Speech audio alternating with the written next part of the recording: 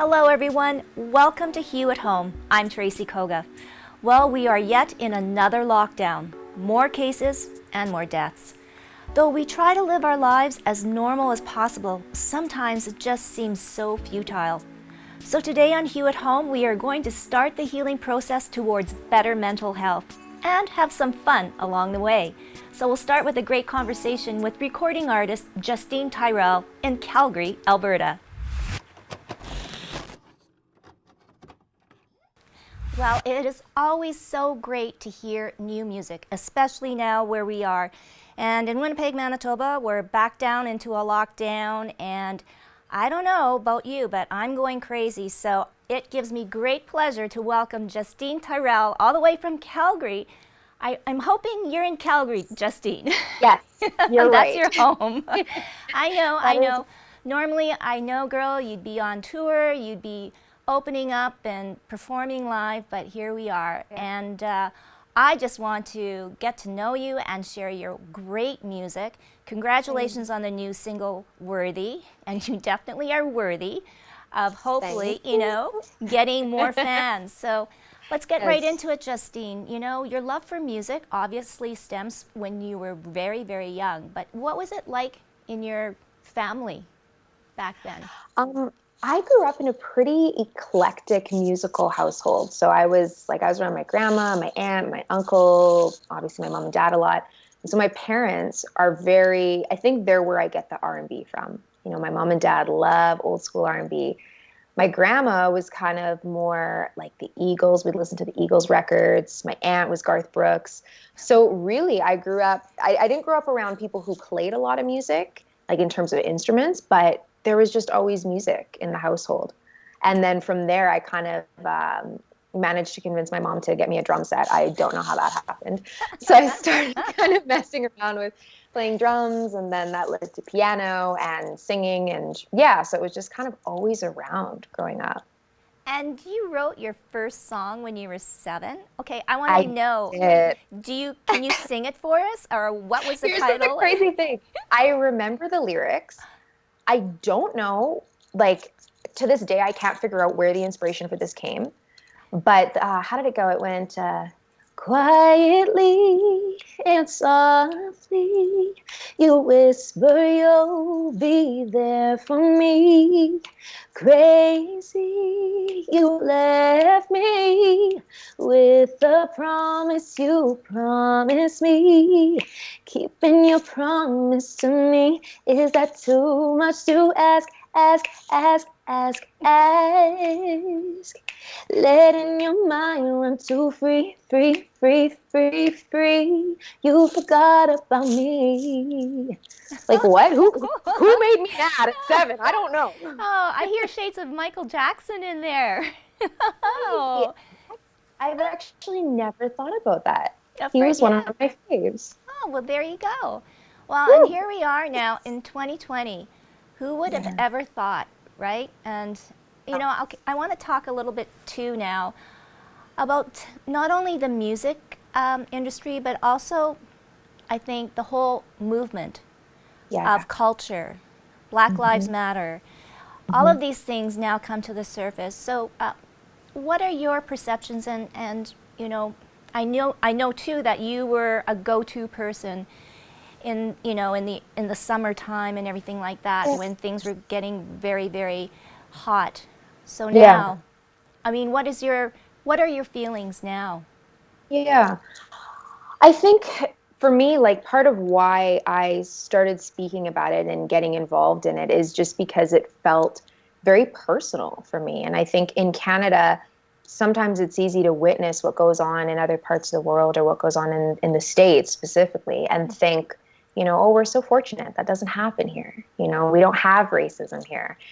And I'd said before that I had experienced racism for the first time, like blatant racism being called a derogatory term in grade 2.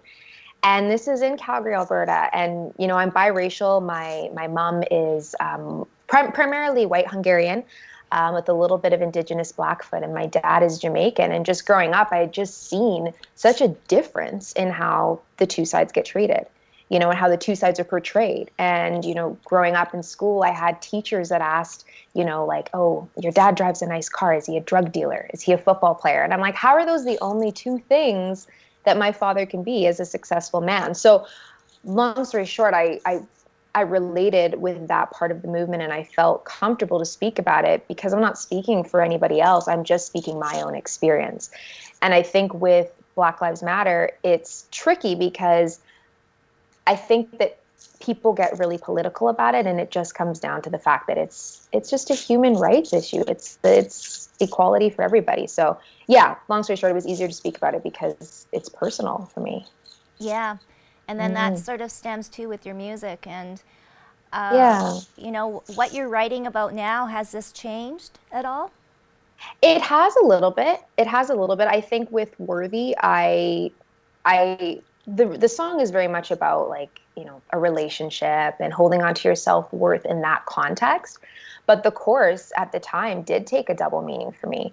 I felt like it was important to write something that kind of celebrates, someone in as they are in their own skin. So in a way, it made it easy to parallel the visuals and uplift other people from the Black community and just show diversity in general. Because worthiness can mean so many different things. It doesn't just have to be a relationship standpoint. So yeah, it did start to kind of have an underlying presence in my music, and of course, certainly the visual. And like, I know that friends and family are certainly important, but I guess now with everything that's happened in the world, sometimes the people that you think are your closest friends may not be. Yeah, that's a very good point, and something that I think like on all sides of it people can relate to, because there's a side of it where people that you think are your friends, you find out their views through all of this. But then there's also the flip side, which is I got to know a lot of really amazing people through this time, because now everybody's just putting their values out in the open, right? And they're wearing it on their sleeves. So it's easier to actually say, like, you know what, you're the kind of person that my values align with you. You are someone I want to talk with and be friends with and engage with. So I experienced both sides of it. You kind of see some friends fall off, but I gained some. So, Well, that's a it worked out bonus. at the end. It No. is. And of course, It is. now I guess getting your music out. I know the industry has changed so much, and a Yes. lot of it is on the onus of the artist to be Yes. up to date on social media and to, Mm. get their music out however they can online. But what has it been like for you, your journey, Justine? I mean, Mhm. you know, I guess weighing it between Mhm. putting your music online and then performing live. And how has Yeah. that all changed now for you? Yeah, good question. It's definitely trickier. I think right now it's competitive. We all have to have a presence online. Streams matter so much. Like when I started doing this, it was more about, you go and you have a great live show and you engage in person, and online was definitely a component of it, right? But now it is very like, how many streams does somebody have? How many followers does that person have? And even trying to navigate performing online is such a different beast. So it's been challenging on that side of it, but at the same time, it's kind of like with anything, you just sort of adapt to it. And I think for the first time, as I'm creating music, I'm kind of less worried about the numbers, and I'm less worried about all of that kind of stuff, because I'm finally just making stuff that I like. So it is easy to go down the rabbit hole of having to have that online presence perfectly there. But I don't know, it's kind of a beautiful space when you can tuck that away a little bit and not care too much about it. But yeah, it's a weird new world. It's different. Especially the online performing is such a difference from what we're used to. It's very different. But the bonus is things like this, where I can connect with somebody without having to be in the same city, right? Or even the same province like yourself. So it has its upsides, but it's been weird. It's I, a weird world. I know. Well, yeah, well, you'll get to perform for us virtually too. But you know what? You put it so beautifully. Just finding a real balance to it all now, because I think it kind of hit its peak probably this year, with artists trying to change or navigate different waters and reverse engines and put everything Yeah. online. And you're right, there's just so much out there. But I think if Yeah. you can find your niche and know who you are, then it Yeah. really doesn't matter if you have 50 views or 500,000. And I guess it does in a way, Yeah. but it's No, all but where exactly. yeah, but it's all where you are in your head, right? And how you feel. Exactly. Exactly. And I think it translates when you are just creating music from a happy, whole place. I think that has longevity, and that will just organically build your fan base over time. It'll build the streams. It'll build all of that. So yeah, it's trickier in the beginning, but I think in the long run, you're just happier as an artist if you can care a little less. Like, don't get me wrong, I still care about that Oh, stuff. I know. Yeah, I know. I hear you. No. I mean, yeah, there is a business side to this, but and looking at yourself then possibly as a role model. I mean, obviously in the States, celebrated Biden and, of course, Kamala Harris now being a hero for a lot of young ladies and little girls growing up. But for yourself now, do you consider yourself a role model too? That's a good question. That is a really good question. I don't necessarily, but I guess the side of it that I do identify with is that it comes down to representation. So in that way, I guess so. I don't necessarily think that I have like model behaviors and I know exactly what I'm doing all the time, but I do recognize that they're just like when I was small, I looked for people who looked like me and who look like me and who are able to achieve the things that I want to achieve. And so that is the side of it where I guess I kind of relate with that a little bit. It feels weird to ever say that I'd be a role model, but I do hope that I can represent something that someone can look at me and be like, oh man, if she can do that, I could definitely do that. No, and You know? yeah. Yeah. And that's awesome. And you are. Yeah. No, Thank you. yeah. Thank you. And just thinking back, I mean, your parents too obviously must be very proud, but you probably can go back to in the very beginnings of your musical career. How did they influence you and support you? They were great. From day one, they never tried to sway me or push me to do anything else. Yeah, they were always so supportive. And my mom especially, I mean, she's my number one fan. And she's come to all the shows, whether there are 3 people there or, sitting in McMahon Stadium with 30,000 people there. Like my mom is ride or die, always there. And my dad is too. But I think the biggest influence and the biggest gift that they gave me was the fact that they just let me be who I wanted to be. And they let me pursue music and they didn't try to sway me into other things. That's huge. Huge. But oh yeah, and even still my barometer, because they have very good taste in music. My parents are in fact much cooler than I am. They're very cool. My parents are very cool. So usually I'll throw a song idea by them. And if my parents don't think it's cool, I'm like, there's a chance this is not a good song. Like, they're pretty in tune. It's crazy. Oh It's my crazy. goodness. Oh, Yeah. you're probably the first artist I've ever met that actually listens to their parents. I know. Yeah, I know. It's not typical, but my parents and we grew up kind of as best friends. Like we grew up together. My parents were kind of younger, and I just think there were so many great opportunities for us to relate to each other that, yeah, their word is gold to me. Oh. Mind you, my mom's probably going to watch this and be like, oh, good, I can tell her to do anything all the time. Yeah, She'll always listen. I heard you say this now, Justine. And so now the future. I do know that you are doing some virtual concerts. Yeah. Yep, that's right. So doing some virtual concerts. I've paired with another artist who's also based in Calgary. Her name is Jocelyn Alice, and she's incredible. So we do a show every Sunday at 4 o'clock Mountain Standard Time. And so we're going to be doing that until, I believe, December 6th. And crazy enough, a few of my shows returned in the past couple of weeks. So for now, we're able to have some socially distanced, live, small performances. Awesome. But yeah, it's pretty nice to have a little bit of both for now. So Holding on to it. So I'm curious, like when you do that first live performance, even if it's social distance with only, I don't know, here in Manitoba we can't do that, but we used to have these small curbside concerts like with 5 people or whatever. Yeah.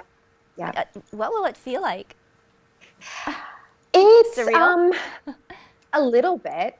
A little bit. In some of the venues that I play, we have plexiglass casing all around us. Oh, So it's interesting, you know, so much of what we do obviously is an energy exchange. And the first time that we did do that show, I think it was myself, my piano player, and a bass player. So there's three of us, and it did feel like it's kind of us yeah. and the crowd.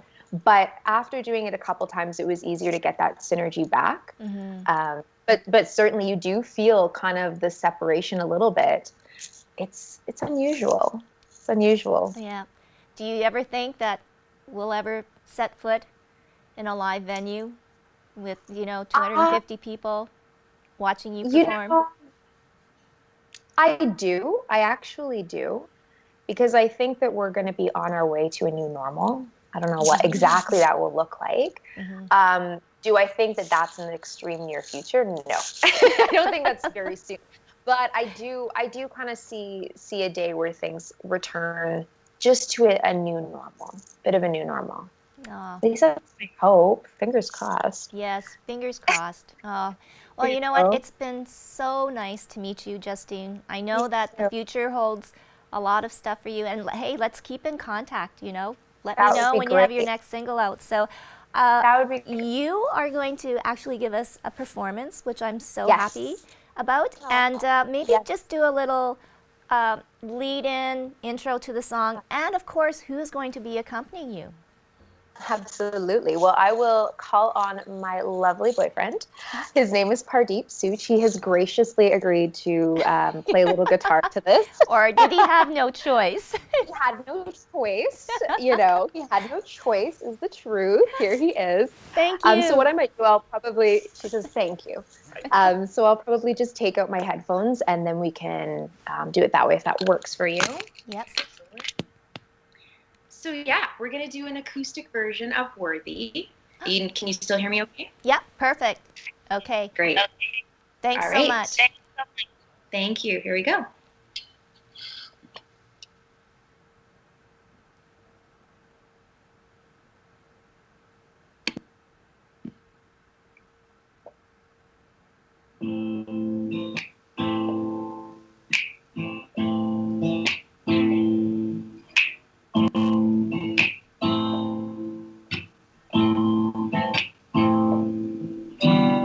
If you could have stayed who you were in the start,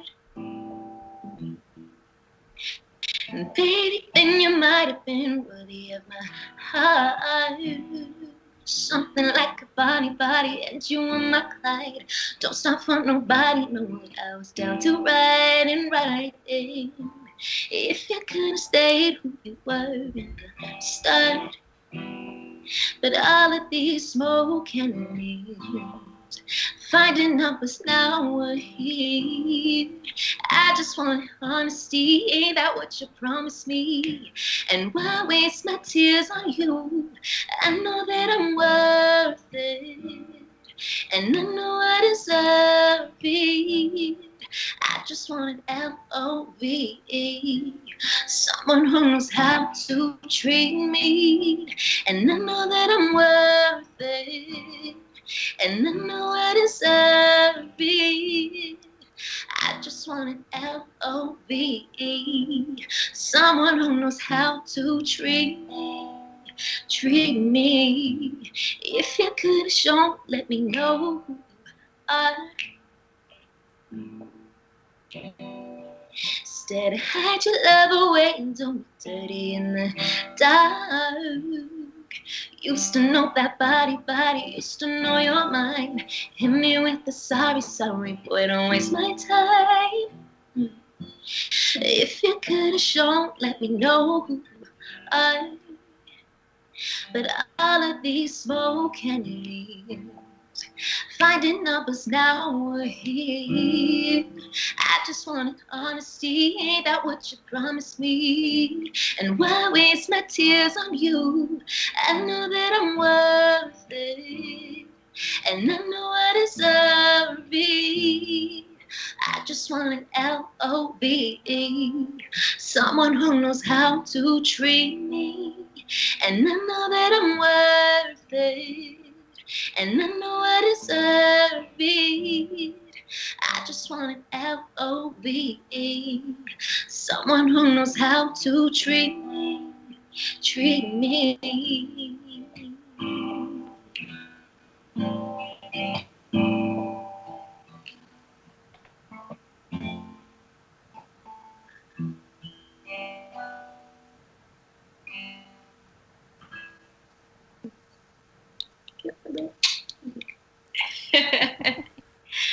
That is my latest single called Worthy.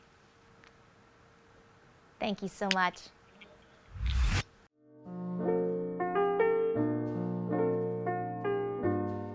Girl, you know what's up. Ooh, say what, say what, say what. Girl, you know what's up. Ooh, say what, say what, say what. Girl, you know what's up. I'm digging you. I'm feeling you. Girl, you know what's up. Say I'm digging you. And I'm wanting you. So tell me what's up. Tell me what's up.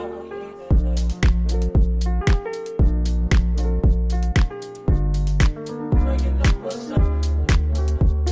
Ooh, say what, say what, say what. Girl, you know what's up. Ooh, say what. Welcome back.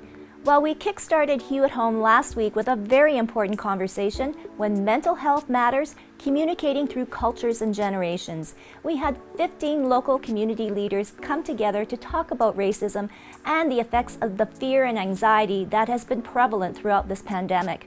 Here's a short clip featuring University of Manitoba professor Tina Chen and her point of view on how this has affected the Asian community. I was thinking a lot about, what to talk about tonight. We all know that, particularly with COVID-19, the kind of explicit racism against the Chinese community in the early days was very marked, and it was marked across Canada and Winnipeg and Manitoba and other places. And what's we found that was really interesting is as projects, particularly those with Immigration Partnership Winnipeg, started to create mechanisms for reporting racism, that in Manitoba, there weren't a lot of reports coming forward, that people weren't really sharing those opportunities. And I think, in many ways, it's a reminder of the way that racism often is born individually as something that, can't be shared, that people feel really uncomfortable with, just speaking out and saying that it's happened to them. And also how we often kind of question whether those microaggressions were really, targeted at us. Did we misread them? Do we want to kind of create a scene? Or should we just kind of step back? And I think this is, for me, and I think it's something that I'm sure we'll all pick up. I think this is actually where the stress of the moment and the kind of isolation becomes greater. And so many fantastic organizations are trying to create that support and those, opportunities, but without physical interaction and kind of having spaces where you can gather and share the stories, I feel like the isolation, I'm kind of, in the individual level, makes racism feel so much more pronounced. But I thought that really what I want to share was I also have like good news stories, I think. So I wanted to share a bit of those as well, because one of the things with COVID-19 and thinking about racism, and particularly anti-Asian racism, is that, it coincided with the rise of the Black Lives Matter movement through this summer. And particularly many in the Asian community started to think a little bit more about, well, what's our role in, thinking through anti-Black and anti-Indigenous racism, and what's the relationship to the Asian community.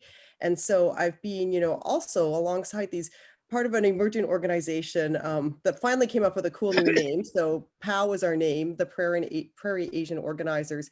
And really it's a group that's been coming together to reflect on what Asian communities need to do to think about shared experiences of systemic, institutional, and personal racism for all BIPOC communities, but also to acknowledge the differences, and particularly to engage things like the model minority myth. So what does it mean when Asians often get put forward as a model minority? So this, and precisely these ways of learning to just be disciplined, quiet, and step forward and do your work. But how has that also kind of created the conditions for increased anti-Black and anti-Indigenous racism? And this group is, I think for me, just being a phenomenally productive space of conversation, always online and physically distanced in these different ways, but because I think it challenges us to place in the broader context our experiences with racism, and also, that it's not always all the same. And so I think I'll just leave it there because I really want to hear about everybody else's as well. But I wanted to kind of take this opportunity also to talk about these new conversations that have been generated,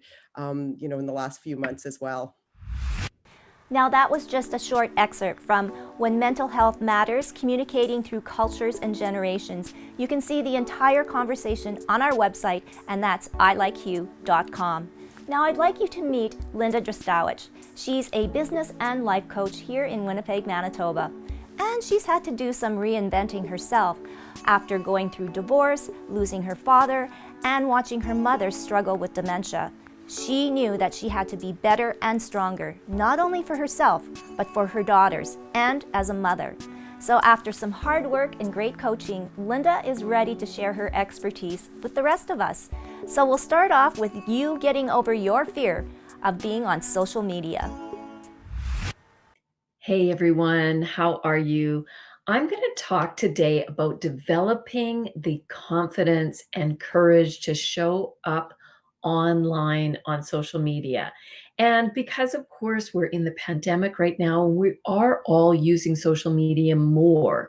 And some of you may be using it for your business. And it can be a real struggle for some people to overcome the hurdle of showing up their face, showing a photo, going live can be terrifying for some people. Just any kind of showing up. And it can be even as simple as expressing your view or sharing an opinion or just a quirky part of your life that you want to share, but you hold yourself back because you're worried about what people might think. I'm going to tell you a story about my adventures with social media. About 2 years ago, I had never been on social media. I was not a Facebook person. I was not an Instagram person, LinkedIn. I really just was. I just didn't use social media that often. But I knew with my business that I needed to be the face of my business. I needed to get out there more often, and I needed to start posting. But I was terrified. And that's not an understatement. I really was nervous to show up online. And I remember the first time I did an Instagram story, I literally filmed that 15 seconds and then I pressed post and I held my finger over the delete button because I was just kind of convinced that the world was going to just suddenly leap on me with judgments. And I know a lot of drama, but I know that some of you can relate to this. We build it up in our minds. We think that people are going to be immediately judging us, criticizing us, putting us down, and rightly so. There's a lot of trolling that happens on social media. There's a lot of really harsh judgments towards women and their appearance, their bodies. So it exists. It's not that that's made up. So some of you may have fears, and rightly so. But it's not okay that holds us back from showing up, offering what we have to offer, giving what we have to give, and letting people know who we are and what our business does. It's important for our revenue and for the success of our business. So what I did was I did not hit delete on that post, and I realized that the world had not come to an end. Nobody attacked me. And so I posted again and I posted again, and I slowly started to build up my confidence. And then the first negative comment happened and I shrunk back. I deleted the post. I just felt horrible, like that sick churning in your stomach. But again, I realized, wait a second, again, the earth has not come to a screeching halt. I'm fine. I'm able to go on with my life. And I started to get more creative. I started to take more risks. I started to just show up more fully. I was inspired by other people. I would watch what other people would do, and I'd think, oh my gosh, that looks so fun. That looks so interesting.